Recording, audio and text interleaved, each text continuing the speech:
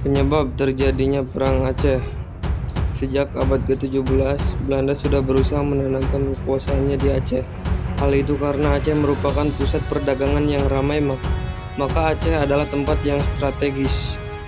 Selain itu, Aceh juga memiliki banyak kekayaan alam seperti lada, hasil tambang, serta hasil hutan yang melimpah, sehingga Belanda sangat ingin menguasainya untuk mewujudkan Pax Neerlandica. Jalannya Perang Aceh. Perang dimulai pada 5 April 1857, di mana pasukan Belanda di bawah pemimpinan Mayor Jenderal J.H.R. Kohler mulai menyerang Aceh. Dengan kekuatan yang ada, para pejuang Aceh pun tidak tinggal diam dan mampu memberikan perlawanan sengit. Belanda sempat melakukan penyerangan ke Masjid Raya Baitur Rahman dan sempat menginstruksikan anak buahnya untuk menembakkan peluru ke arah masjid. Akibatnya masjid mulai terbakar dan pasukan Aceh mulai berbondong-bondong meninggalkan masjid. Belanda akhirnya berhasil menguasai masjid pada 14 April 1873. Namun Mayor Jenderal Kohler diketahui tewas dalam sengitnya pertempuran di masjid ini. Setelah berhasil menguasai masjid, 9 Desember 1873, pasukan Belanda pun kembali mendarat di pantai Aceh. Pasukan ini dipimpin oleh Letnan Jenderal J. Van Swieten, seorang pemimpin baru yang akan mengepalai pergerakan Belanda.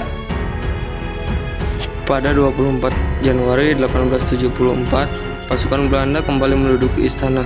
Sultan Mahmud Shah II bersama para pejuang lain telah terlebih dahulu meninggalkan istana hingga pada akhirnya 4 hari setelah Sultan wafat akibat wabah kolera. Setelah berhasil menguasai masjid dan istana, Belanda akhirnya mengangkat putra mahkota Muhammad Daud Shah sebagai Sultan Aceh. Namun karena beliau masih di bawah umur, Tuanku Hasyim Banta Muda pun diangkat sebagai walia atau pemangku sultan sampai tahun 1884. Berbagai kegagalan dalam pertempuran melawan rakyat Aceh akhirnya membuat Belanda mulai geram, menugaskan Dr. Snoek Hurgronje untuk menganalisis kelemahan dari pasukan Aceh. Akhirnya ia mengusulkan beberapa cara untuk menaklukkan Aceh, yaitu memecah belah persatuan dan kekuatan masyarakat Aceh, menghadapi kaum ulama yang fanatik dalam memimpin perlawanan, bersikap lunak terhadap kaum bangsawan dan keluarganya. Di bagian Aceh Barat, Teuku Umar juga merencanakan penyerangan besar-besaran ke Meulaboh.